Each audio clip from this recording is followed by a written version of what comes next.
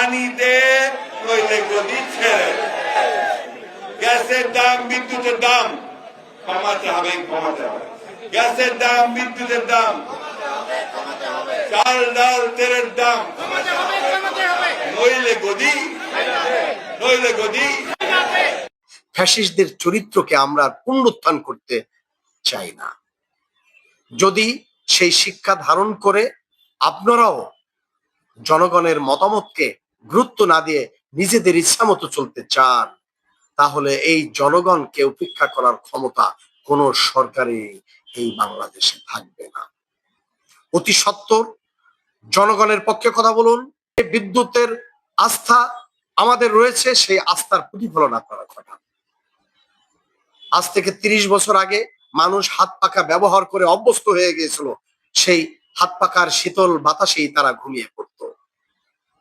যখন বিদ্যুতের অভ্যস্ত হয়ে গেল, তখন বিদ্যুৎ ছাড়া, ফ্যানের বাতাস ছাড়া এদেশের গ্রাম গঞ্জ শহর বন্দর কেউ চলতে পারে না। সেই বিদ্যুৎ বিভ্রাটে যদি ঘন ঘন লোডশেডিং হয়, মানুষের রাতে ঘুম ভেঙে যায়। বিশেষ করে ফরিদপুর সহ সারা বাংলাদেশের মানুষ আজকে নির্যাতিত। গ্যাস নাই, বিদ্যুৎ নাই, অস্বাভাবিক দাম বৃদ্ধি, ট্রেড লাইসেন্সের মূল্য বৃদ্ধি, ফায়ার সার্ভিসের মূল্য বৃদ্ধি কয়েক গুণ করা হয়েছে। ট্যাক্সের যে অবস্থা তৈরি করে রেখেছেন, তাতে এদেশের মানুষ ১০/১ পরিশোধ করার সামর্থ্য রাখে না। কাদের কথা শুনে এটা করেছেন? জনগণের মতামতকে গুরুত্ব দিয়ে তাদের দিকে তাকিয়ে এই ট্যাক্সের সমস্যার সমাধান করেন, কারণ ট্যাক্সটা জনগণ দিবে। ৫ই আগস্টের পরে তাদের কি ব্যবসা বাণিজ্য আপনারা কি জানেন? শূন্যের কোঠায়। কি করে আপনাদের এই ট্যাক্সের বোঝা জনগণের উপরে চাপিয়ে দেন? যে আগে ৫,০০০ টাকা ট্যাক্স দিত, আজকে তাকে প্রায় ৩৫,০০০ টাকা ট্যাক্স দিতে হবে। কি করে সম্ভব? যে ১ লক্ষ টাকা ট্যাক্স দিত, তাকে ৩.৫ লক্ষ থেকে ৪ লক্ষ টাকা ট্যাক্স দিতে হবে। এটা কি মামু বাড়ির আবদার? কাদের কথা মতো এই সিদ্ধান্ত নিয়েছেন?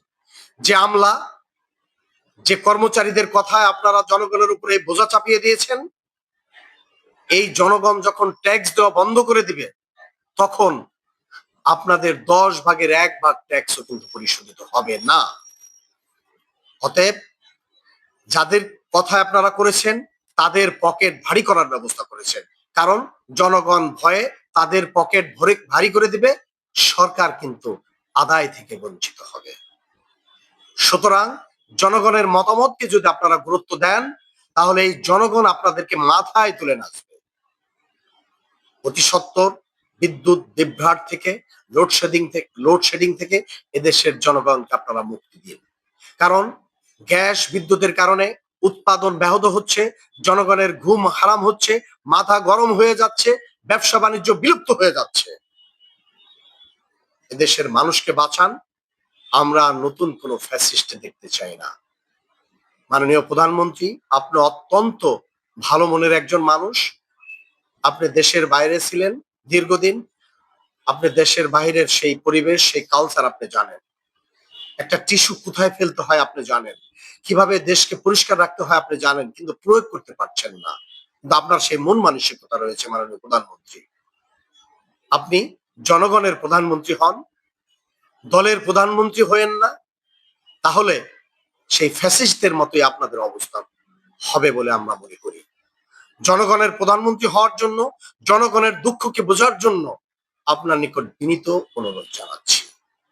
আমরা চাই দল মত অত্যন্ত সুন্দর সুষ্ঠুভাবে রাজনৈতিক ভাষায় যেন প্রত্যেকটা দল আমরা কথা বলি, এমন কোন ভাষা ব্যবহার না করি যাতে মানুষের সম্মান ক্ষুণ্ণ হয়।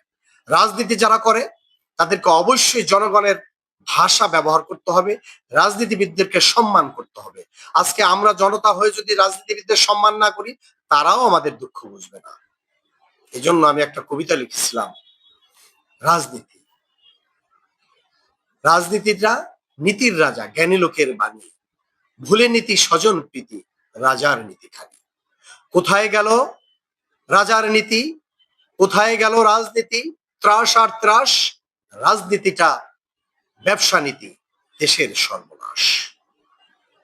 আমরা দেশের সর্বনাশ করতে চাই না, আমরা এদেশের মানুষকে ভালোবাসতে চাই, সত্যিকার অর্থে রাজনীতি করতে চাই, রাজার নীতি করতে চাই না। মাননীয় প্রধানমন্ত্রী, আপনি অবশ্যই রাজনীতি করবেন, রাজার নীতি করলে অবশ্যই দল কানা হয়ে যাবেন, আর দল কানা হলে জনগণের কানা আপনি কখনোই হতে পারবেন না। জনগণের ভালোবাসা পেতে হলে জনগণের মনের ভাষা বুঝতে হবে, জনগণের ভাব বুঝতে হবে। আমলা নীতি নির্ধারকদের কথা মতো ভুল সিদ্ধান্ত উপনীত হবেন না। এখনো সময় আছে, যেগুলোকে বাড়িয়েছেন দেশকে কল্যাণের জন্য বাড়িয়েছেন, কিন্তু এমন বাড়াবেন না যে বাড়ায় আমি যখন 25 কেজি ওজনের বস্তা বহন করতে পারবো, আমাকে 150 কেজি ওজনের বস্তা চাপিয়ে দিয়ে আমার ঘাড়কে মটকিয়ে দিবেন না। সহনশীল হতে হবে, ধীরে ধীরে বাড়াতে হবে। হঠাৎ করে আপনি 50 কেজির জায়গায় 600 কেজির ওজন একজনের মাথায় চাপিয়ে দিবেন, সেটা কিন্তু এই দেশের জনগণের চরম মৃত্যুর ফাঁদ হয়ে দাঁড়াবে।